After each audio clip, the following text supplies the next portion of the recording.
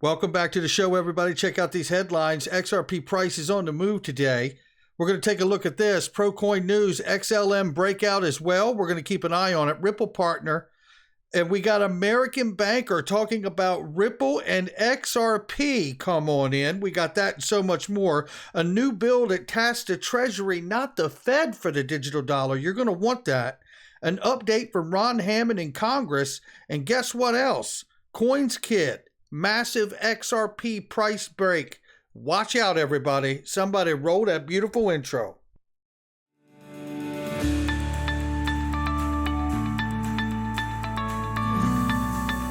Digital Perspectives with Brad Kimes. Come on in.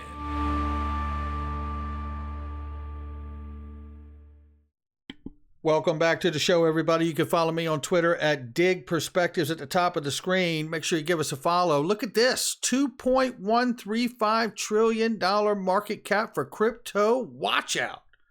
Lots of money coming back into this space today. What do they know? We're up 5.29% right now. Bitcoin 47,400 plus, up 16%. On the 7-day, Ethereum now $3,300 plus, up 14.5, and on the 7-day as well. XRP now was really 8% just moments ago on the 7-day. It's 87 cents right now, but a little higher always on Fiat Link right here. Maybe there's a spread differential. I'm never sure, but it's 88 cents. It's been as high as 90 cents just not long ago. Just unbelievable the way it's moving today. Lots happening. You can feel it. You can really feel it. And you can feel this too. Link 2 sold out of Ripple private equity over the weekend, but they've just re-upped, ladies and gentlemen. And this is a reminder from Nick Burafedo, who is also Mr. BXRP. Link 2 members using your Uphold wallet to buy or purchase private equity and using your XRP to purchase. You can only fund your account for Uphold wallet with $2,500 daily using ACH, which means it can take up to 5 days because all of your orders slightly over 10 grand for your purchase of private equity, they don't do partial shares. So if you want to be prepared, now's the time to get your money on your Uphold account because it takes time to clear. They're restocking right now on the Link 2 platform for Ripple private equity and others like Uphold and Link 2 and many, many more. And you need to check them out and don't mess around. This is a limited supply, ladies and gentlemen. Every one of us know that Ripple intends to IPO at some point, so it will not be available forever. Make sure you get yours today. Link underneath the video. 12 million XRP goes to an unregistered address moved by a non-whale. You got me. Yeah, I wish I had 12 million XRP. I don't know who it is, but hats off to you is all I can say there. That is a lot of cheddar right there. Right here, we see XLM and XRP hodl both, says ProCoin News. Guys, if you're not following ProCoin News, I would, and I do. And it is an excellent source of crypto news, no doubt about it. But here, just like many other things that are moving into market today, XLM is poised for a breakout, they say. And I tell you, you guys, if you've been with me for any length of time, you know that I have been holding XRP and XLM primarily in my account. Now, I have a little bit of this and a little bit of that, but these are my two biggest investments because I have believed for years that these two will be a front and back end complement solution for the world and the new digital financial system that is being ushered in at what I believe to be a breakneck price. Now, another thing to go along with that breakout for XLM is to complement that Stellar Network is now going to be compatible with the Ethereum virtual machine, allowing you to be able to go back and forth on and off Ethereum onto the Stellar Network as you can now with XRP Ledger. So pretty interesting stuff happening all the way around here. Gives more credence to me, honestly, that XLM and XRP are going to be true backbones to this new financial system. Here we see some more great evidence for Ripple partner here from Wrath of Common. By the way, follow Wrath of Common. This guy's been straight fire. He's always been great, but it's been straight fire the last couple weeks here. Flutterwave is live in Tanzania, receiving permissions from the central bank. Their target is small, medium enterprises, which makes sense because we know that right now at the price of XRP at 88.90 cents can handle low value payments, right? But there's nothing immediately suggesting Ripple use other than their Grow product, which enables global tools for their customers. So it's all being rolled out and put into place. More evidence and a reminder right here is Australia takes major steps towards crypto and digital asset regulation. They're talking about DAOs, which are decentralized autonomous organizations, and they're talking about tax. Yeah, it ain't very sexy, but it is when you understand the point of this. And the point of this is that if they figure out a tax for it, then the governments and the regulators are going to feel much, much better about this whole decentralized autonomous organizations and decentralized world that we're moving into. Somebody's going to have a name on it. You're going to be LLC'd. And if something goes wrong, they're going to sue you and hopefully put you in jail. Right? So here, and then obviously they're going to build in a tax too, because, you know, you're not going to go do all of this stuff willy-nilly and think you're going to drain the government dry of revenue. That is something that you believe if you live on planet Xanadu. Here we see R3. If you'd like to find out more about the evolution of central bank digital currency, CBDCs, check out the recent blog from R3's ecosystem participant. And it says here how the Arab banks are laying the groundwork for digital currencies. Well, this is so interesting. This article goes on and talks about all the headway with CBDCs and how R3 smack dab in the middle of it. And they are. But I wanted to bring up the Arab Monetary Fund Group, which we got just a few days ago from Ratha Kahneman here. And we covered the report when it actually came out as well. And it really cites in there from the same monetary authority, which is the Arab Monetary Authority Group or whatever. And it says here, RippleNet is cited as a solution or an alternative to SWIFT. So look, things are moving in a real pace now. This is an incredible article again from Ratha Kahneman. Again, he's been on fire. Give him a follow. Most positive Ripple article seen in American Banker in some time. And look what it is. And I'm going to show you this. It's really talking with Cindy Young, right, out of Europe for Ripple. And if I come up here, you'll see Cindy Young, London-based managing director for Ripple in Europe. And it talks about the spot that was highlighted here by Ratha Kahneman. Ripple didn't have these tentacles, but is now gaining them. And I wanted to highlight here where it talks about Ripple's work on payments technology comes as the firm is still battling the SEC commission over what is XRP. And I want to highlight to everyone here, don't forget, I happen to believe that the SEC lawsuit is the Reeves test. When something is a note established by Thurgood Marshall a few decades ago, and if you remember the Reeves test and how it is performed, you must first start with the presumption that what you are analyzing is a security first and work backwards from there to dismiss it. I find it the most eloquent and perfect example, I guess is the way to say it, right? That the case itself is the Reeves test in action. That's what I see. And I believe not too long from now, we'll see it get through. The funny thing is that I believe we could see a XRP is not a security, and maybe they split the baby and say the early days it was, but now it's not. However it goes, I don't think they go as far as to say what it is. I think they only say what it isn't. And then we see a different entity come in from there. Now, with that, I remind you what I covered this morning very quickly here, that the IMF says the dollar has lost its ground in its share of international currency reserves. This is a big deal, ladies and gentlemen. You know, we know that in July, they're going to reevaluate the SDR, special drawing rights basket, which the US dollar has the dominance at this point. Will it continue? We don't know, but we will see. A new bill tasks the Treasury, not the Fed, with digital dollar issuance. Now, this is interesting too, because we know that the Fed under the last administration was really tucked underneath of the Treasury, and that seemed like a move to position the Fed for a bankruptcy and the Treasury to really take control there. We'll get into that more as everything unfolds as we move forward. I do believe that story is not done being told. However, I want to point out here the bill directs the U.S. Treasury from Stephen Lynch and others to pilot software, hardware, and network tech to run a peer-to-peer retail dollar that aims to resemble cash as much as possible. One of the central holdups is that the U.S. Central Bank Digital Currency, or CBDC, is the Fed's ability to handle retail accounts. In traditional finance, the Fed is at the center of the U.S. web of money, but it only holds a select number of master accounts for major financial operators. All other entities, be they individuals, corporations, or smaller financial players, access the Fed's ledger through intermediaries. There has consequently been a lot of doubt as to the Fed's ability to handle retail accounts, including on the Fed's own board. It goes on through here to really talk about the fact that, there are Treasury direct accounts that every citizen can open and have.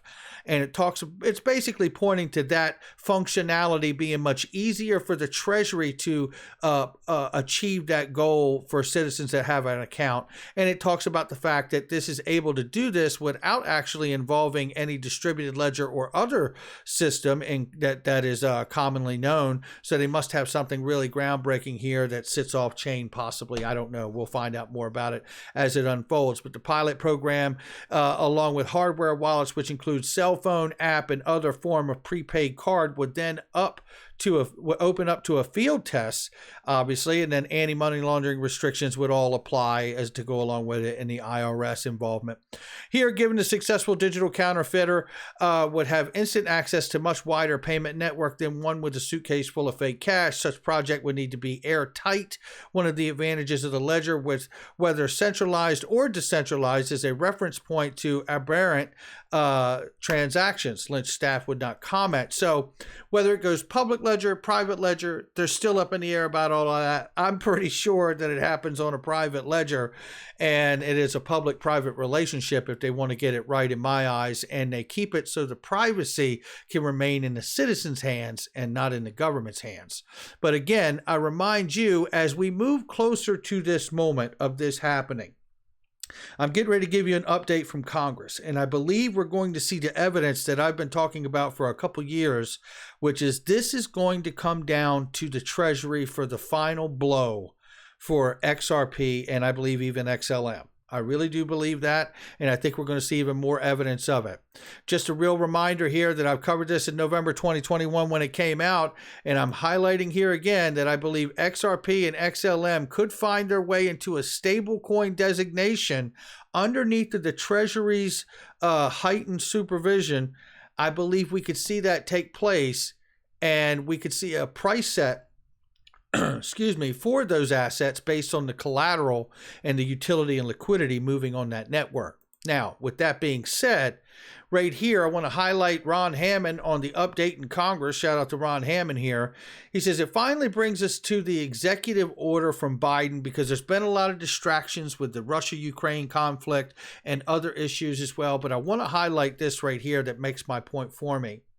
He says, as we finally bring us to the executive order from Biden administration, there was a heavy emphasis on the further study and potential development of a CBDC. The executive order raises that a central bank digital currency is a national security issue and should protect American interests. Unclear the role of Congress, though, given the executive order. I'm going to read that one more time.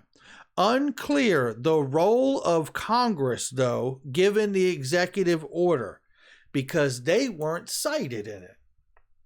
The Fed, the Treasury, and all kinds of other agencies were cited in it, but not Congress, right? There have already been extensive studies on the topic and still no clear path forward in Congress approving a central bank digital currency. Still no clear path forward approving a central bank digital currency from Congress. Congress is doing due diligence researching the issue, but the question remains if this will lead to action. It always does, Ron, and God bless you for being able to do what you do, buddy, because I know I couldn't, and you're a better man than I am. I am a flawed man, my friend. I can tell you that. And it is very hard for me to be around people who are afraid to take action. And this is exactly what I believe this tweet is politely highlighting here. is that the fact that Congress doesn't want to do their job, because if it doesn't work out right, they get voted out. Isn't that how it works? Oh, but don't worry, because as I've been pointing to for more than 2 years, back in November, I believe this came out. Exactly right. The U.S. Treasury says stablecoins should be regulated like banks. Well, that means the OCC and the U.S. Treasury. That's what that means. And FSOC, and then OFAC for foreign relations, right? If Congress doesn't act, the working group recommended that the U.S. Treasury Department's Financial Stability Oversight Council take steps to designate some stablecoin activities as systemic risk, which could subject them to further federal scrutiny. Well, what's interesting about this is everyone hears that and they think to themselves, Brad, they're talking about USD Tether and they're talking about USD coin and other stable coins that are pegged to a US dollar. And to that, I say you're absolutely right. But if we understand what the World Bank has said to us and how they see the use of something like XRP and XLM, and that they are actually stable coins to them, the World Bank is connected, obviously, to the rest of the financial world, ladies and gentlemen. And if they say they're stable coins, you might do yourself a good service and start seeing it that way too. And if you see and understand that stable coins can be regulated by the Financial Stability Oversight Council from the U.S. Treasury, you would understand it isn't just USD Tether and USD coin that could be in the crosshairs. It could be XRP and XLM too. Right here, we're going to take a look at it, ladies and gentlemen. This is Coins Kid. I'm going to give it to you right here. Let me line this up for you. 1 second here.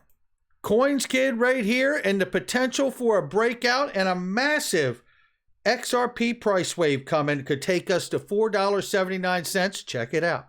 Now that we've put in this one, and we've come back in that too, and right now this is a formation of 3. Now look, your third wave there was really powerful, your third wave there was really powerful, and your third wave there was really powerful. So if right now you're reversing the trend and you've bottomed out in a high low structure from these last year lows, then this is extremely bullish, and you are looking at some kind of big third wave push here for XRP that could absolutely go anywhere. Okay, you could instantly just retrace to that high in a big monster third wave, breaking bullish, where you're coming for a fourth wave and then you go for, you know, your final fifth wave there. Who knows? But we are looking at some kind of big push here on this third wave potentially right now for XRP. So yeah, it's looking pretty tasty, and one thing we're doing is getting a high structure on the weekly. We're closing above that killer resistance. We're closing above the weekly 20 EMA as well. So technically for me right now, I'm going to say Bitcoin, I do apologize. Technically for me right now, XRP is looking relatively explosive. Now obviously you're going to run into resistance and you're going to fall back to support. This is how it all works. I've taught you that, okay? And you ride the waves. But right now, if this starts to break out, wow, you know, I don't know where it's going to go. I wish I could conclusively say, you know, you're going to run into the 1272, you're going to run into the 1414, you're going to run into that, you're going to run into the 250. Who knows? You might just start to melt faces and go parabolic here. Who knows? Because this is the sort of thing that XRP can do. I mean, look at that big candle there. Look at that big candle there. Look at this big candle here. Look at that big candle here. When it starts to break, it really does go some. Okay, so all eyes on XRP. Now my minimal target for you, I've gone through this with you before, is not that. I don't know why that's there, I do apologize, but my absolute minimal target for you is the 1618 fib here off this low, because you know, if you start to come up right now and watch where you this take goes. out that high at 199, if you start to break out that high, for me your absolute minimal target of the next impulsive wave here for XRP is around about $4.79, I believe it is on this chart. How about that? $4.79 is a potential possibility going forward for this next big wave. Now, it doesn't mean we won't have some up and then a little bit of retracing back, because you know how this goes, because that's what this looks like, and that's what everything else will look like too. But I tell you, there are so many analysts that are lining up and see this happening. I tell you, at some point, this thing is going to go nuts. Now, I personally, you know, because I'm not a technical analyst, you know, I look to the fundamental news, and understanding that we have some pretty incredible fundamental news we're waiting for on this case. It could be the catalyst that sets all of this in motion. Not financial advice from me or anyone else, just my digital perspectives. That's going to do it for me. Hit the like and subscribe, leave a comment below, share with somebody you know, and check out all the links under the video. They're great products and services I use each and every day, and they are trusted, vetted links. I'll catch all of you on the next one.